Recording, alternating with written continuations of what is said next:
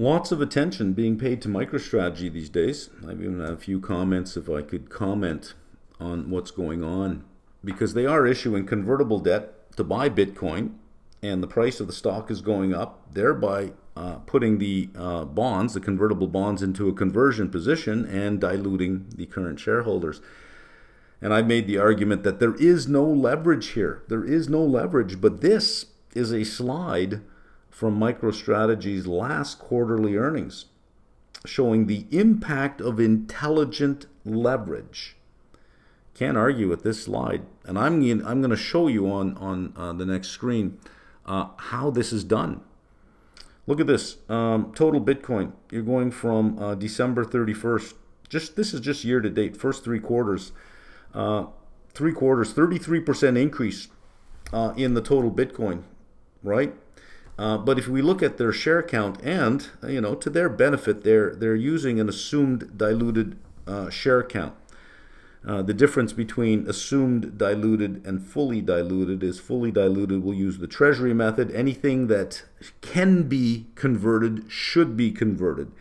For the assumed diluted share count, they're just saying convert everything. Just ignore everything. Just assume that everything that could be converted is converted. Just convert everything.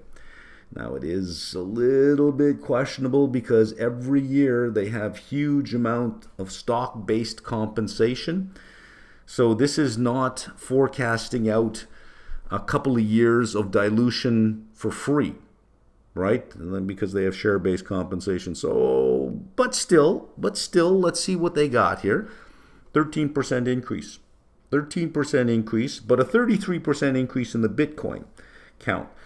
So you would say Bitcoin per share has increased. So if I buy a share, if I bought a share 9 months ago and I buy a share today, never mind what I paid. Let's just look at the asset value that I get. Because the asset count is climbing faster than the share count, the asset value per share is increasing. Isn't that leverage? Isn't that it right there? Let me show you how you get that. You'll be amazed at this.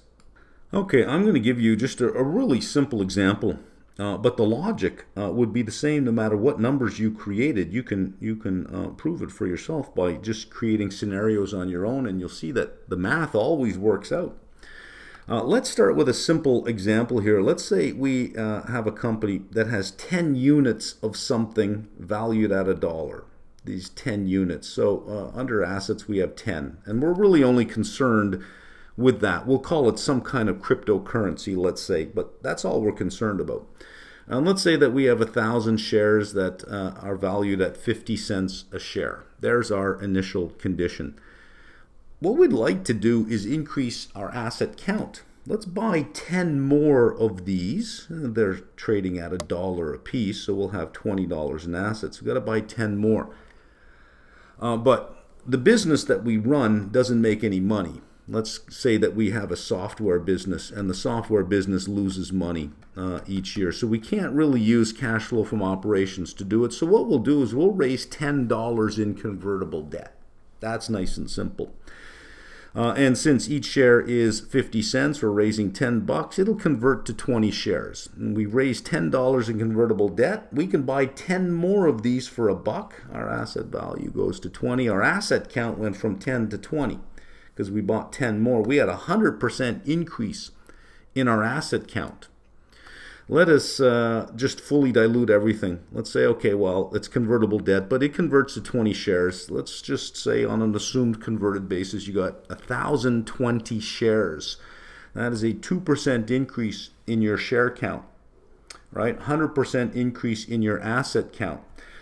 The magic does not stop there.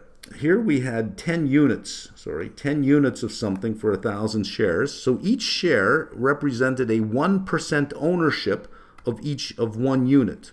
If you had a share, you had a 1% ownership of one unit. That's 10 units divided by 1,000 shares. Now you have a 1.9% interest in one unit because we have 20, a count of 20. But only 1,020 shares. So you had a 90% improvement in asset value per share through the use of this convertible debt. a 100% increase in your asset count, a 90% improvement in your asset value per share, a 2% increase in your share count. There is your intelligent leverage. You should keep doing that. Can anybody see where the problem is? What variable are we missing? How is this possible? How can we simply just create value? Where did this happen? That we created this much value, 100% increase in assets, 90% improvement in asset value per share, but only a 2% increase in share count. Wouldn't everybody be doing this if this was possible? Now, the math on the screen is absolutely correct. The slide I showed you from Microstrategy with their Bitcoin count increasing 33% and they're fully diluted, not even fully diluted. Let's tip our hat to Microstrategy here. They're saying even if it can't be converted today because it isn't advantageous, let's just convert it anyways.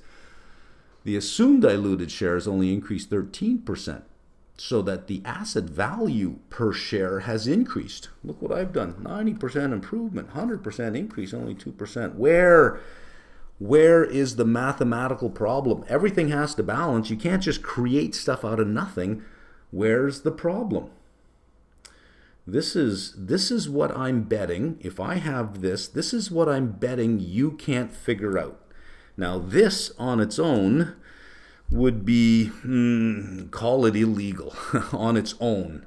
My interpretation of it would be if I was just doing this, it's illegal. But if I wrap it up inside a corporation, and I give you shares, and I give you debt, I give you publicly traded assets such that you can always sell your share to someone else. It does not require new money coming in to pay out old money. That would be a Ponzi scheme. That would be illegal. So where is the problem? Let me show you where it is. It's right here. This $10 coming in represents 20 shares. Let's just deal with the 20 shares. Of these 20 shares, it bought 10 units. So each share has a 50% interest in each unit. But once it gets added to the pool, it now drops to 1.9%. These guys suffer very greatly, but they help out the people who were in there first. So you have the original shareholders who got a 90% increase in the asset value per share, and you have the money coming in that didn't do very well. But all you have to do is just raise more money, and that will help these out and these out, but they won't do very well. Well, you can just raise more money, and that will help them out, but they won't do very well. Well, you just raise more money, and that'll help them out, but they won't do very well. As long as you keep raising money, you can keep improving the asset value per share, but who is financing the improvement in asset value per share? It's always the last person in that is doing that. So if you can issue a lot of equity and a lot of debt and you keep issuing it, you have to keep issuing it in bigger and bigger amounts, however, to keep pushing this up. You have to keep increasing in bigger and bigger amounts. I want you to keep that in mind. Let's revisit this chart again from Microstrategy. Keep in mind what they're billing it as. They're suggesting that this is the impact of intelligent leverage. And I've just shown you on the previous screen it has nothing to do with intelligent leverage. It's just a flaw in the math that the people coming in last, those who are supplying the next round of financing, are losing significantly to help those out in front of them. They will increase the asset value per share for those people who were in before them, but they suffer. For them to get an improvement in asset value per share, you got to bring in more money behind you. Let's just see what's going on here. Let's go back to December 31st, 2023. There's your Bitcoin count, 189, 150. I'm not questioning any of their numbers. I'm saying I'm going to give it to them. These numbers are right, and I'll even give it to them for using the assumed diluted shares. Not just fully diluted, but convert everything just to show the worst case scenario. Their numbers are right. You're not going to find flaw here. 33%, 189, 150. Let's use their share count. The comma's in the wrong place. It's not the 20 comma, it's 207 comma, 207,640. But I mean, I guess I could give it to them in the sense that, well, they did have a 10-for-1 stock split, so you would move the comma over, right? You got to move it over. That means each share has a 0.091% interest in a Bitcoin. Each share. If you have 189,000 Bitcoin and 207 million shares, each share has a 0.091%. That's a long ways from 1%. That's not 1%, that's 0.091% of a Bitcoin per share. Well, you know, how many shares of Microstrategy could you buy instead of buying a Bitcoin? If you go back to December 31st, Bitcoin was 42,000, Microstrategy was 6319. Again, I'm adjusting for the split, right? It would have been 631, but I'm adjusting for the split.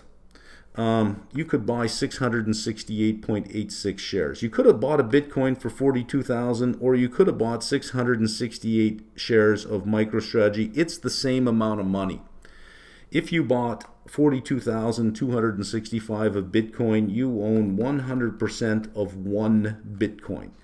If you spent the same amount of money on MicroStrategy stock, you own 61% of a Bitcoin. Not 100%, but only 61% of a Bitcoin.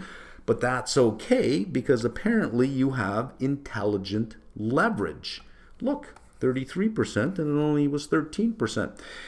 If we take the 252,000 now and divide it by the new share count, each share is now 0.107% of a Bitcoin. Look at this. You went from 0.091 to 0.107. You had a 17.76% increase in the Bitcoin per share.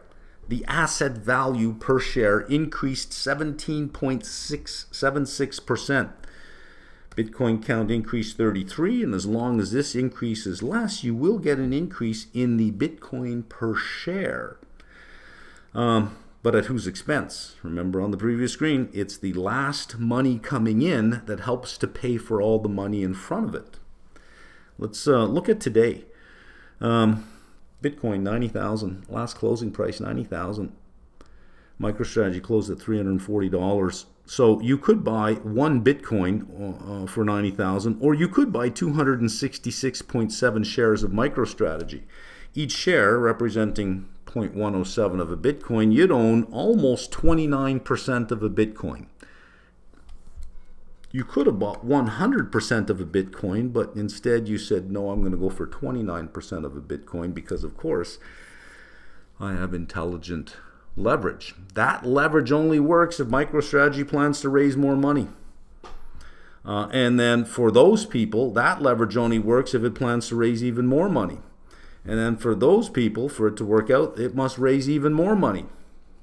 Let's have a look at its share raising or its fundraising strategy.